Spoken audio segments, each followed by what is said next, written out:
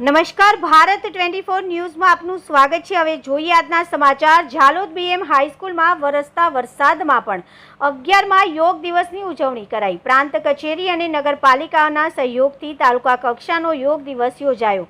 આજરોજ 21/6/2025 શનિવારના રોજ સવારે 5:30 વાગે પ્રાંત અધિકારી અજય ભાટિયાના સૂચન મુજબ તાલુકા સંકલનના પ્રતિનિધિઓની ઉપસ્થિતિમાં બીએમ હાઈસ્કૂલના પ્રાંગણ્યમાં આંતરરાષ્ટ્રીય યોગ દિવસની ઉજવણી કરવામાં આવી હતી। બીએમ હાઈસ્કૂલના પ્રાંગણ્યમાં યોગ દિવસની ઉજવણી પ્રસંગે વિશાખાપટ્ટનમ ખાતેથી નરેન્દ્ર મોદીનો લાઈવ પ્રોગ્રામ મોટી સ્ક્રીન પર ચાલી રહ્યો હતો। ઉપસ્થિત સૌ લોકોએ નરેન્દ્ર મોદીના યોગ દિવસ નિમિત્તે યોજાયેલા લાઈવ પ્રોગ્રામ જોયો હતો તેમજ યોગના સંદર્ભે માહિતી મેળવી હતી।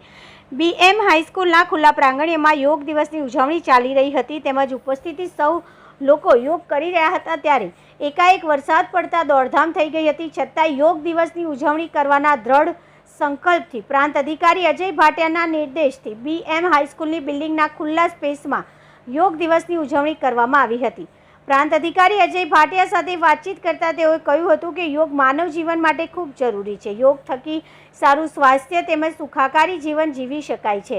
આજે આખા વિશ્વને પણ યોગને પ્રાધાન્ય આપ્યું છે। દરરોજ યોગ કરવાથી માનવના જીવનમાંથી બીમારી પણ દૂર રહે છે તેમજ યોગ કરવાથી માનવ જીવનને લાંબુ આયુષ્ય મળે છે।